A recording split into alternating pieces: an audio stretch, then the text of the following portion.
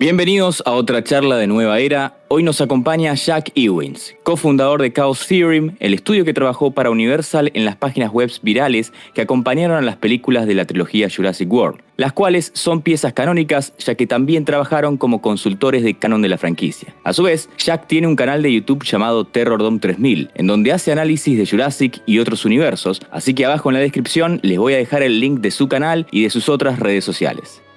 Hi Jack, thanks for accepting to make this video. Thank you so much for inviting me on. I would like to talk about the different projects you work for Universal, the Masrani Global website, the Dinosaur Protection Group, and more recently, the Dino Tracker. All of them expand the lore of the movies, and at the same time, they are canonical pieces that exist in the world of Jurassic. But first, tell me, what was the story of going from being a group of fans to work directly for Universal?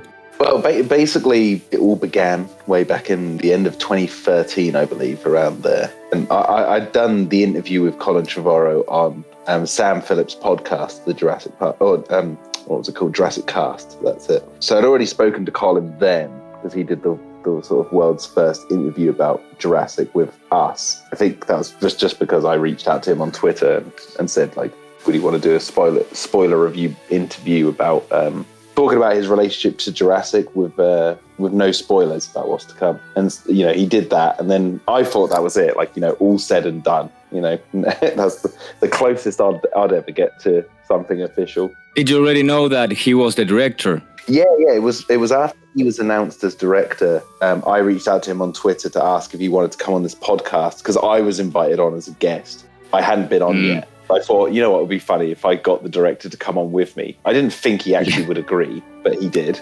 So then the reason I'm saying this is because that's what got Tim's attention, because Tim Glover was like listening to our podcast. He was a fan, and then he reached out to me because he knew I did some artwork, and he was working on the sort of dinosaur book at the time and wanted some illustrations for it. And that's how we became friends. And then around that time, you know, Jurassic World was going into production, and it leaked out online that a character would be called Patel, and they were going to be the owner of the park, this Indian guy.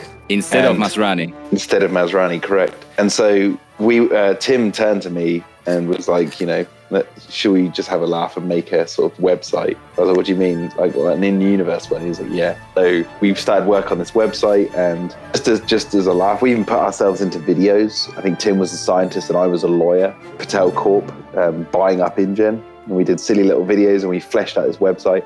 And then it was picked up by loads of fans who we didn't say we'd made it, we just released it. And I can't remember who, so if you're listening out there, I apologize. Someone said, like, do you want me to spread it around? Because they knew we'd worked on it. It might have even been Sam, actually. And I was like, yeah. I was like, just put it out there, because like the part of the role playing is like no one will know where it came from, and it's kind of like a cool what if kind of thing. And we were just having fun with it. We weren't thinking anything would ever come of it. That wasn't our intention. Our intention was to just create a fan project that was like, and then what kind of things did you write for that page? We came up with like Patel Corp, like their stock. It was like more, it wasn't as in depth or as lore driven as what the official stuff became. It was more like like a lot of the Easter eggs that we wrote on that website were quite hidden. You kind of had, if you were in the know, you'd know, kind of thing. But it was actually more basic. It was more like how their stock's doing, what they own, the subsidiaries and all that. But then it got picked up by IGN, which is I think it's a gaming news website or something that was saying take it with a pinch of salt. This might not be real. Simultaneously, I believe he caught wind of it before the IGN story. Colin saw it, I guess, because people were sending it to him on Twitter and asking him. And then he must have passed it to the people at Universal, who then passed it to the digital marketing team. And they were actually planning to build out the map website for Jurassic World already. Like, that was already a thing that they were working on. And they were actually going to expand to have a page. I think that originally they were just going to have like a single page that was going to explain who Masrani Global is, because the name had changed since then. They were going to make the page anyway. Yeah, so you know, they after they brought us on, they joked about how like they were going to either give us a cease and desist and take the website down, or they were going to hire us. I don't think they were being serious. I think they were just making jokes. But yeah, they were planning on having a kind of like a sort of page about the company, just a brief little thing on the website, because obviously the big part of the movie is this new company who has bought InGen and who justifies like the park existing because they're not InGen. It was the new big thing in the franchise.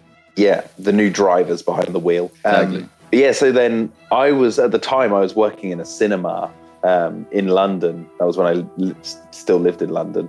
And it was the Empire Cinema. And this cinema is in Leicester Square in London, which is where they hold a lot of the big premieres, if they do every like big film premieres and that. Yes. And I was curious because I basically, my manager at that cinema knew that I was a big fan of like Godzilla and Jurassic Park and all that sort of stuff. And he was like, came up to me and was like, oh, we've got this staff viewing, or the people at Warner Brothers, of the new Godzilla, the one from 2014. Yes. He was like, I know you're a Godzilla fan. Do you want to come in at like 7 a.m? And press will be in there because they're going to do their reviews. It's like we're holding a showing. Anyway, I went to that. It was all amazing. It was like seeing it. I was one of the first in the UK to see the movie and all that sort of stuff. But what that led me on to was talking to my manager, because we actually had quite a good relationship. I say that, I can't even remember his name now. It was so long ago. But I said to him, I was like, oh, we do big premieres here. I was like, do you think you'll get the next Jurassic? Because that's out next year. Do you think they'll do the world premiere? That would be so cool for you. Yeah. Well, he was like, I have no idea. He was like, that would be something Universal has to do, and it depends on if they film here and all this sort of stuff. He said there's so many factors, but he said, but I could ask. I could kind of tell that he was like just passing it off, like, you don't know how this stuff works, kid. Don't worry about it. When you say film here, do you refer to Pinewood Studios? Yeah, like in the UK and stuff. Which the first Jurassic World didn't shoot anywhere in the UK, so that I don't even know.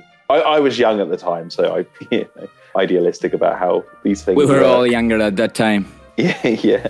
But what's funny is that I asked that question, we had that conversation, and as I was on my way, I felt my phone vibrate in my pocket. And I thought, I'll just have a sneaky look. And I looked, and it was an email from Universal. Wow. We'd love to have an introduction about this Patel Corp site. And it's funny, I just put out on the Chaos Theorem. It's the email you tweeted in the Chaos Theorem account. Yeah. So that's the initial email from 2014 that we were sent. And at first, I didn't think it was real. I was like, that looks like spam. It's a joke. Because I knew people, yeah. Because at this point, I think some people suspected that I was behind it with Tim. And not only that, I thought I was being trolled because, and I don't think I've ever really talked about this since it happened. Back when Jurassic World was in early production, this is why you call me the Joker of the fandom. Yeah. Right? So I've been doing this for years, right? So back then, because we did the interview with Colin on the podcast, I had so many people asking if we were going to get cameos in the new movie. And I just kept saying, I don't know, maybe. Obviously we weren't. There was no way we were going to get cameos in the movie. But I thought I'd just egg it on, just because I thought, well, what if I egged it on enough that Colin would have to be forced to put me in the movie or something like that. But anyway, it got to the point where I actually Yeah, I've actually got a video still. I want to release it at some point. I've got a video I put out on my old Twitter account, that's now long gone. What happened to your old Twitter account? I got rid of it because I was like, at the time, I was like, this is too distracting. It's not doing me a world of good. I instead of like just leaving it and then, doing something else, I knew I had to like cut it out of my life, like actually cut it out. I had to delete it because if not, I would have the temptation. And then, I've rejoined a couple of times over the years, but now since it's like reformed and it's going for a transformation now, I love it. I think it's really fun. Anyway, that's a whole different side of the whole different story. But anyway, no, I made this video on my old on my old Twitter account back when people thought we might get a cameo. And I'm sitting there and I'm like, I went and filmed it in a park in London and I got some friends involved. And I'm sitting there and I'm like, look, guys, I'm not in the new Jurassic, okay? I'm not going to have a cameo. But I'm sitting there and I'm holding this cocktail drink. I've got sunglasses on. I'm wearing a Hawaiian shirt. And I've got friends walking around behind me carrying like filming equipment. And like I added in audio of like a director saying, and action in the background and all stuff like that. So it's like I'm sitting and I'm not cameoing in the movie. I'm not like that. And I'm actually telling the truth. Anyway, back to the email. I got the email. I thought I was being trolled because I was doing stuff like that on Twitter, and I thought someone's emailed me to get their own back because they know I've been trolling. I can imagine the feeling of saying this is really happening. Yes, that was true. But then at the same time, I knew that these kind of things were very hard to navigate, especially with Hollywood. And so I was like, okay, this is extremely exciting. I said, but at the same time, I know how rough this kind of navigate could be. But then when we had the initial call with them, the feeling of like when they told us what we were going to do, they were like, we want you to flesh out this universe. And then we were asking questions like, can we do this? And they were saying, yes. We realized the like kind of weight of what we were working on in terms of like the fandom, you know, because back then you got to remember, and I'm sure you know this, you know, back then we'd had a 14-year gap of nothing really. But even back then, there was no official timeline. There was nothing conclusion to Jurassic Park 3's Pteranodons. It was all messed up. Yes, it was chaos. It was all just like a nothing burger. And there was so many questions. We negotiated with Universal to be like, look, this is your opportunity to like add to it, flesh it out. And they were like, yeah, well, you're the fans. That's why we've brought you on to do that. So you were the ones who proposed Universal to be the canon consultants? No, they actually came to us. Okay. Because we'd done loads of work on... That happened sort of simultaneously with Masrani Global. Like, as we were working on that, they realized, you know, what we knew and who we knew in the fandom, because we talked to the fandom. It's quite a responsibility to create a part of the lore, of the franchise you love. Yeah, definitely. Yeah, definitely. And that was one of the things that I saw Wedge, I don't know if they're going to be listening, but I saw Wedge on Twitter earlier today talk about, like, you know, what's the responsibility of people who are brought on to create extra stories for IPs? Like, how much knowledge of an IP do you need to know to justify working on like a TV show or website or whatever? And I was thinking, well, that was the thing that I wanted to avoid.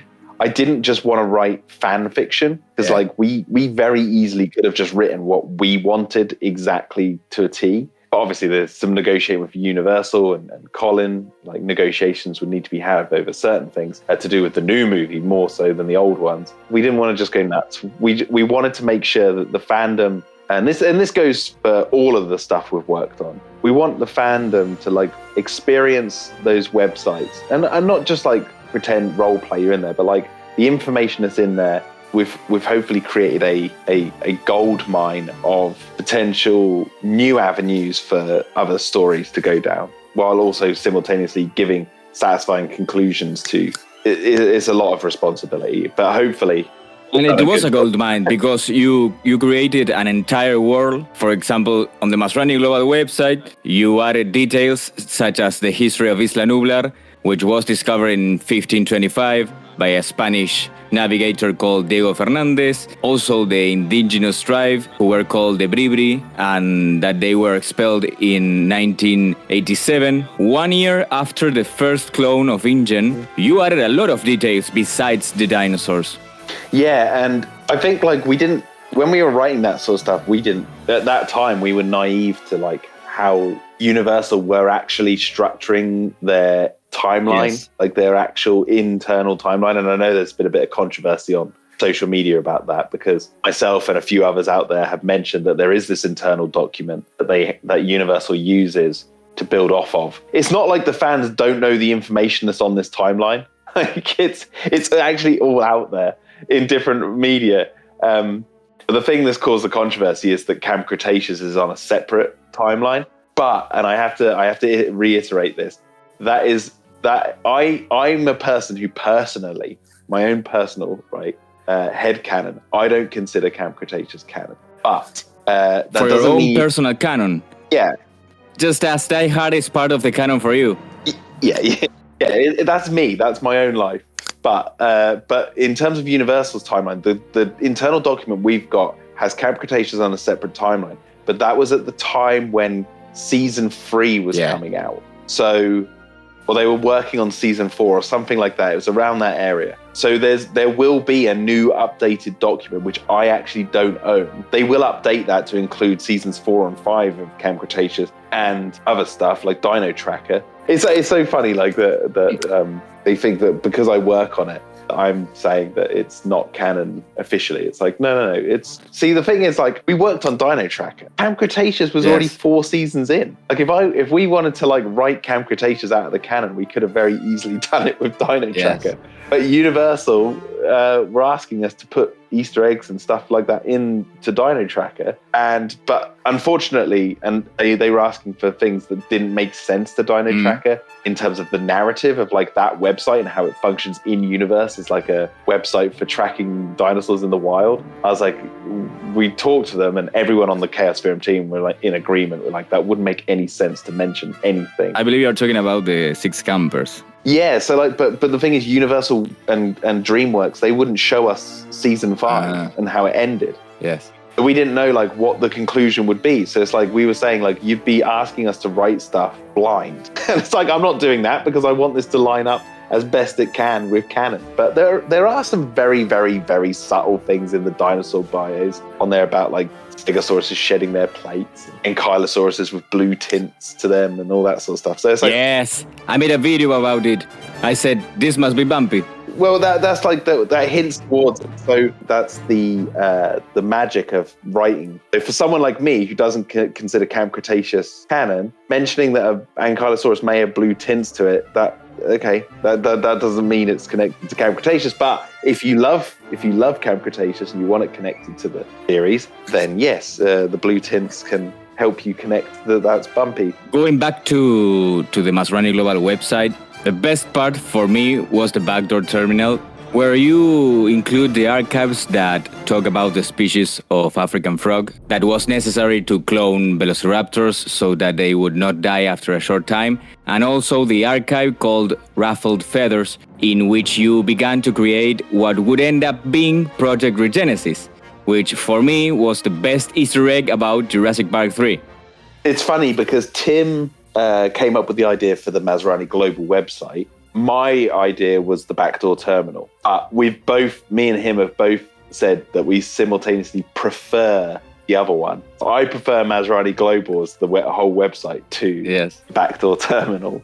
Tim prefers the backdoor terminal, and you just said that's your favorite aspect too. But yeah, that was my idea. I said that like one of the biggest aspects that I remember from Jurassic, the novel, is all the hacking.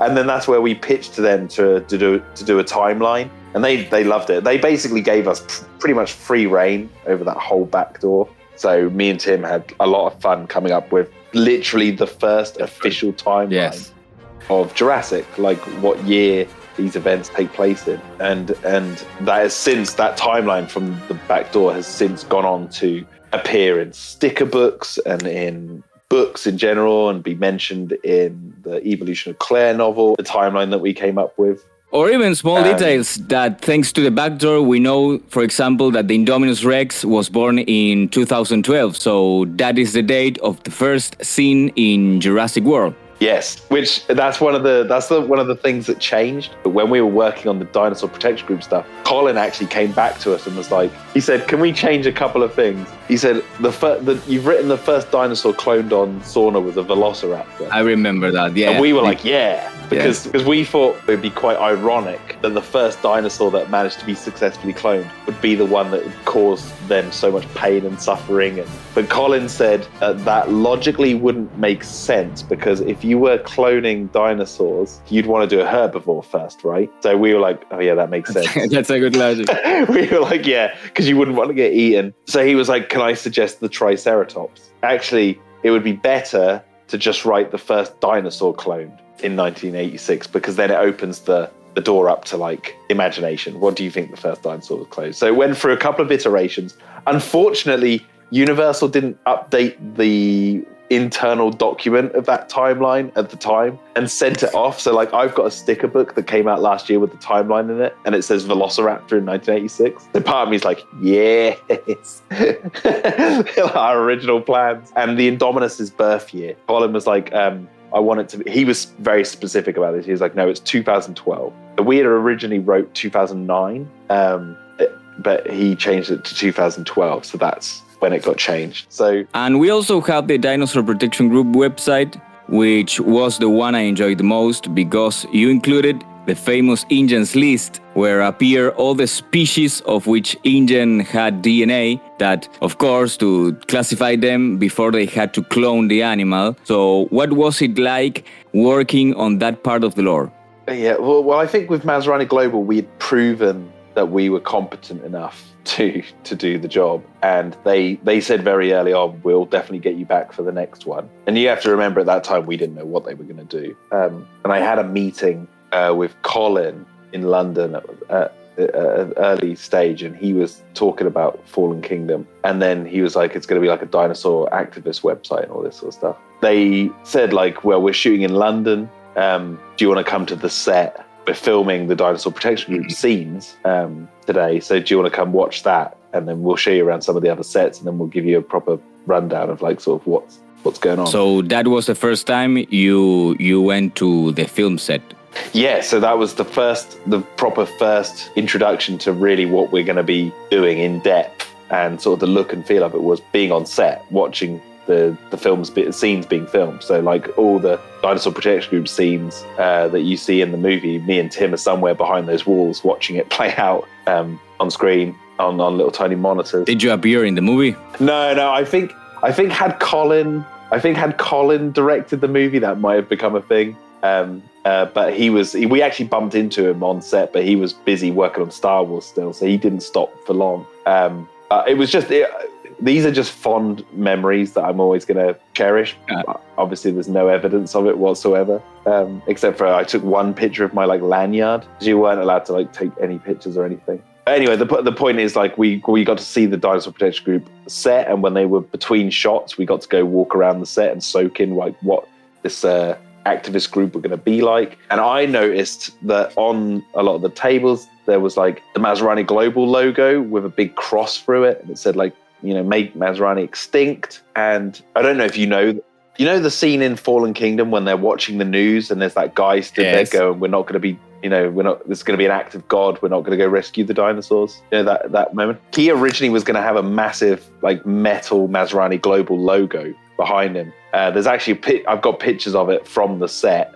It was going to be like a Mazrani spokesperson, but then for whatever reason they took that out. And it's quite funny because the Mazrani Global logo just doesn't appear in any of these movies. And it was funny because it was all over the DPG set. They had like Mazrani placards and built what's the word I'm looking for? Boards like for protesting. And I keep, whenever I watch Fallen Kingdom, I try and pause it to try and see, because I'm like, I just want one Mazrani Global logo to appear on screen. And I kept begging Colin, like when he was doing Dominion, I was like, you've got to have like a gas station with just a Mazrani oil logo on it or something. I said, because that's the kind of thing that fleshes out this world. Anyway, the scene in Fallen Kingdom, that guy was originally going to be talking in front of Mazrani logo. The DPG officers had the Mazrani logo everywhere, and that's where I got the idea. I was like, well, this activist website, we could very easily just make this website like Save the Dinosaurs. You know,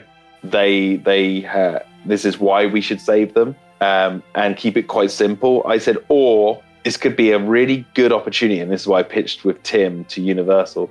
This could be a really good opportunity to like pull the curtains open, like on this company. Let's go all in on showing their dirty laundry, and bring it like as best as we can to the public. I said, because fans have so many questions, and it'd be a great opportunity to not like to go too insane into like giving away all the details, but like just enough to make it feel like an actual activist website that is like, yeah, we're getting sent all this dirt anonymously from people out in the world, and we just want to like show the public and answer some questions. And I was thinking mainly the Spinosaurus. So I was like, I want to give some backstory to that animal and justify it a bit more. Well, And the most important parts that this website presents for the first time, it's the Gene Guard Act, the amalgam testing, and even in the lists, you included 2 Easter eggs from 2 of the most famous video games in the franchise, Trespasser and The Game,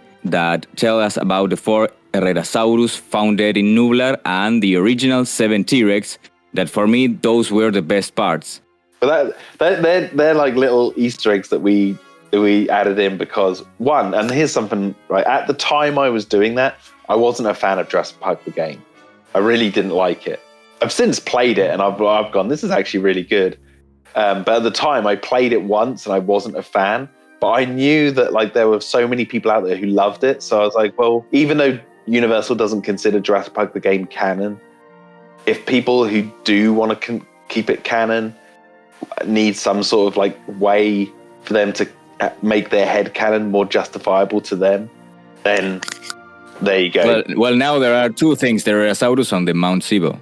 Yeah, exactly. Well, the Mount Sibo was quite funny because that Colin actually came to me and Tim and was like, you know, I've got this volcano in this new movie. Like, is there anything in the lore that like gives that thing a name? And I was like, oh yeah, Mount Sibo from the game. And he was like, oh. And I was like, yeah, it's from Jurassic Park the game. I guess that's the name. And he was like, oh, cool. He was like, I'll use that then. That's like how the name got in the movie. It was just because Colin asked me and Tim, and we just answered him. And the 7 original T-Rex? Oh, that's just because I love those John Hammond audio files from Trespasser. I absolutely love those. Although they get loads of stuff wrong in the lore and they mess like.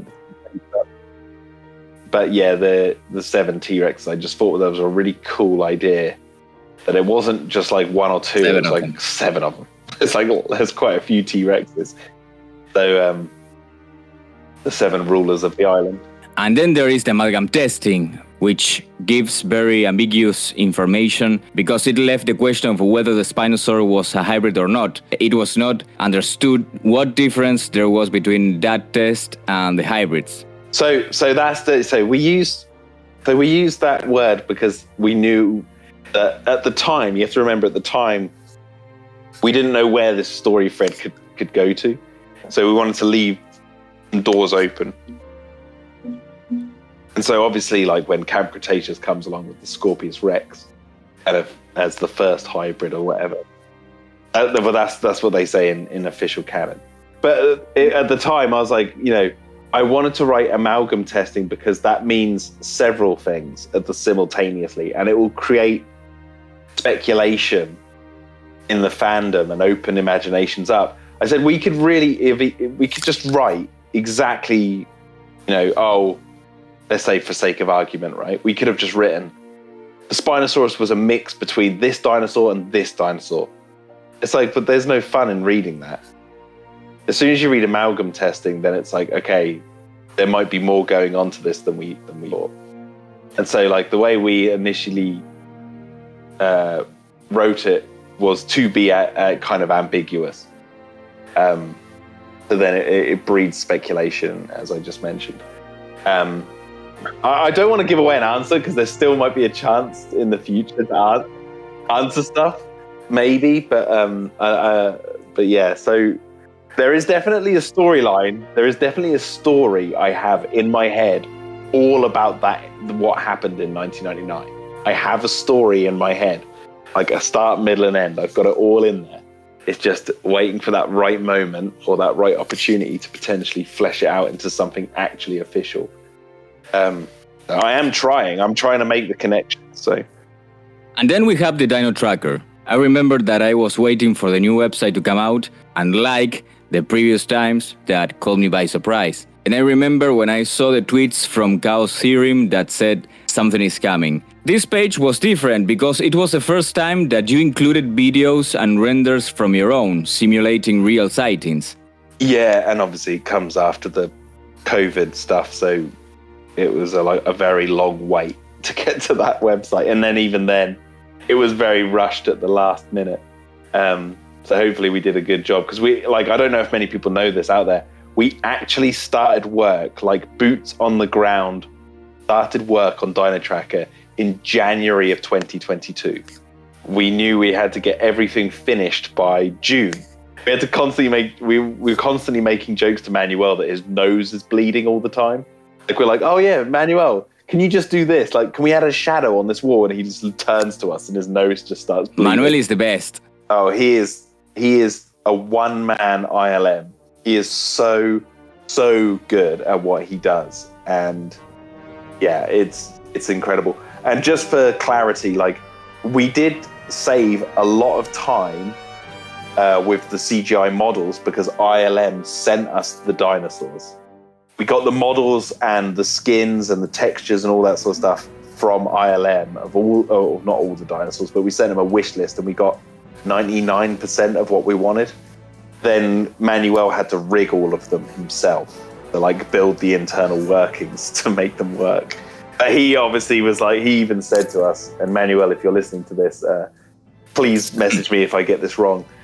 I think he said something along the lines of like, he didn't want to rig them like modern movies rig dinosaurs. He wants to rig them like how they used to in the 90s. So, like, all our dinosaurs on screen should move how the dinosaurs would have moved in like the original movies. And the 90s. Yeah, like the way they the muscles jiggle and all that sort of stuff. But yeah, out of the 3 websites, it's been a very interesting experience. I don't think I have a favorite necessarily because they're all like my babies, and your babies. It's like choosing which child's your favorite. But I will say this: we didn't actually build the website for Dino Tracker. So that was already being made by a different company called Project C, who were building that website out. We were only tasked with making the video sightings and pictures and then fleshing out the website with information. So, yeah. So we kind of felt like we upgraded.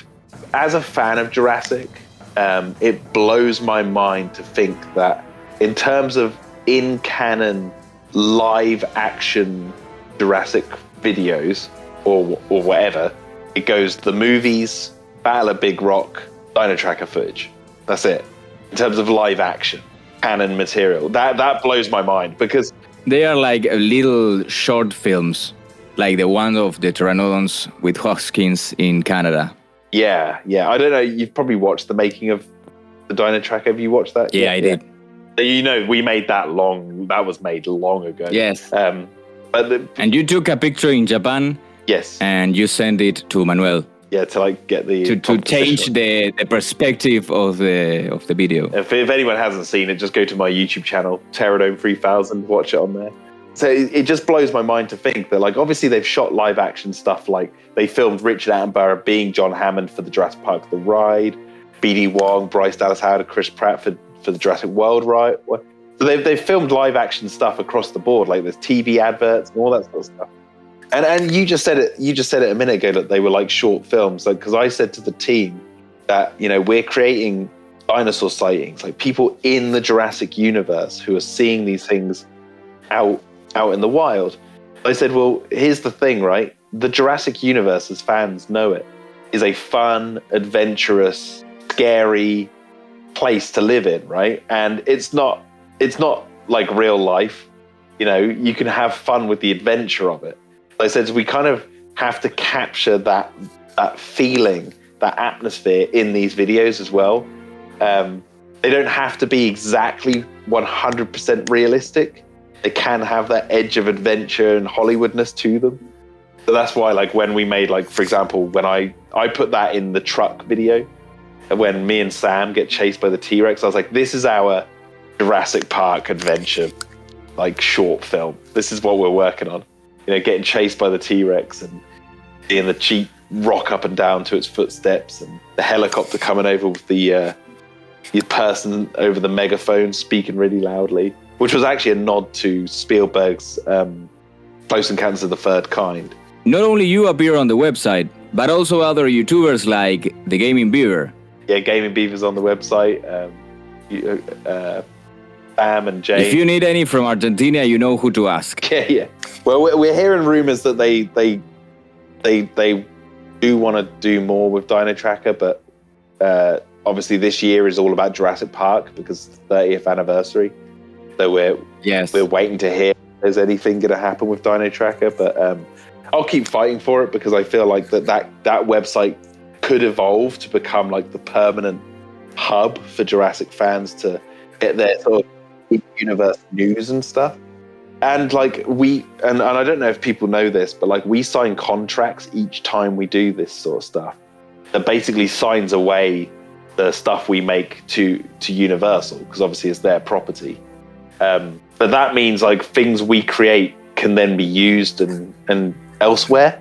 That's why like there's the Jurassic World Beijing ride in China, and they have like a whole section on their timeline wall in the Innovation Center that mentions like the Wu flower from the Maserati Global website. It even has a picture of it on the wall, like design. They gotta go see what dances. Yeah, so that sort of thing happens from our work. It just spreads through the franchise and appears elsewhere. So I'm very, very excited about the fact that we signed away these Dino Tracker videos because I can't wait to see where they crop up. And you also had to introduce Biosyn. And one of the most interesting parts are the files that show that they were infiltrated 3 times among the engine workers. In 93 with Nedry, in 94 in the Nublar cleanup, and in 99 in the Project Regenesis. Yeah, so that was sort of concluding our sort of online trilogy of subplot of like the Regenesis stuff. That was also to give you a hint towards what you were going to see in Dominion, because you read those files, especially the big massive one that's all about deleting footage and files and trying to cover your tracks because they're now going to go onto the world stage in rescuing these wild dinosaurs, and they don't want all their dirty work to be uncovered. So Odson's basically saying go into the hard drives and delete all this stuff. And this brings me a theory that connects with Ramsey's dialogue in Dominion, which says that Biosyn prefers to clone animals with pure genomes, unlike InGen. So my theory is, while InGen was creating the Spinosaur and the Pteranodons with teeth in 99, the infiltrated scientists of Biosyn were creating the Velociraptors with purer genomes. Or avian. More avian. Yeah. Well, I like your theory. There's so many theories going around about those raptors, but I like... that's one of the things we stayed away from a little bit, was the raptors, because I was like, I didn't quite know how to approach it. I know there's like some people out there call them the Highland raptors and the Lowland raptors. I don't like those names. Yeah. I'll say this. My personal opinion on all this is I'm impartial to it. I'm completely like, I just don't touch why those raptors are different. Until maybe one day. And that's the best you can do, because you don't want to say one thing and then Universal ends up telling a different story. No, but I will say I do like the idea that Biosyn, had a hand in it. That seems quite nice. Well, and the final question for you is, if you could choose the story for a new trilogy, what would it be? Oh, what if I choose a story? I'm going to sound like this is going to sound so like a cop-out. I have an idea. I can't say it. Oh. I can't say it because, but I can say this, right? The reason I can't say it is because right now, we're not under contract for anything Jurassic right now. Okay. So essentially, we're not working on anything official. Okay. Okay. And there is as far as we know, there is nothing coming up that we're going to be working on official. This is usually how it goes. Like there's dead silence until they want us for something. And this isn't me saying I'm expecting it. I'm just saying like that's been the pattern in the past. I wouldn't be surprised if we hear something. However, especially after the success of Dino Tracker, but I'm not expecting anything. This could literally be the end of the road, because I know Colin's contract's up. He's moving on to Atlantis. He's doing other things. And so Jurassic right now is celebrating the 30th anniversary of Jurassic Park. And I'm hearing rumors that they don't know where to go or what they're doing. You say oof, but this is the thing. This is rumors within the fandom. Okay. I know how the studio operates, and I'd be extremely surprised that they don't have some kind of plan that they want to take where they want to take this, especially from Spielberg or the other producers. However, I'm actively reaching out to people. I've had chats with Colin's development team, I've had talks. I'm trying to get in contact with the right people at Universal or Amberlin to pitch my ideas. And I say my ideas, I mean like the Chaos Theorem team's ideas as well. Because I have an idea for a couple of stories, and then the team have sent me theirs, and I'm blending it. We have a trilogy, but most of the bulk of the storylines that we have are actually set post-Dominion. Yes, mainly because they built this world. They've opened this world up for the future to so many different types of stories, and it gets me so excited to dive into that world that. The real new era. The real new era, yes. This opens up so much. So many possibilities. So many possibilities so for many more things. Interesting stories than learning about something where you already know where the story ends. Well, Jack, thank you very much again for being here. Thank you very much. It's a pleasure to meet you and to be able to discuss the lore of the franchise with you. Thank you very much. I hope you continue working on new projects because you and your team did an incredible job. Thank you. And I hope we can do more talks in the future. If you have patience with my English, which I have to practice. Dude, your English is amazing. And thank you so much for inviting me on. And it'll be a pleasure to chat in the future. Y ustedes no se olviden de darse una vuelta por el canal Terrordome 3000, el cual se los voy a dejar abajo en la descripción, donde también les voy a dejar el link de su cuenta de Twitter, todas las redes sociales de Chaos Theorem y los links de las páginas web que todavía se mantienen activas. Y ya saben, cualquier duda o consulta que tengan, no se olviden de dejarla abajo en los comentarios. Gracias por quedarse hasta el final. Espero que les haya aportado un poco más de conocimiento sobre la saga. Mi objetivo es poder brindar información extra a quienes quieren ser expertos del universo de Jurassic World. Me ayudaría mucho suscribiéndose al canal, comentando y poniendo me gusta. Nuevamente gracias y bienvenidos a una nueva era.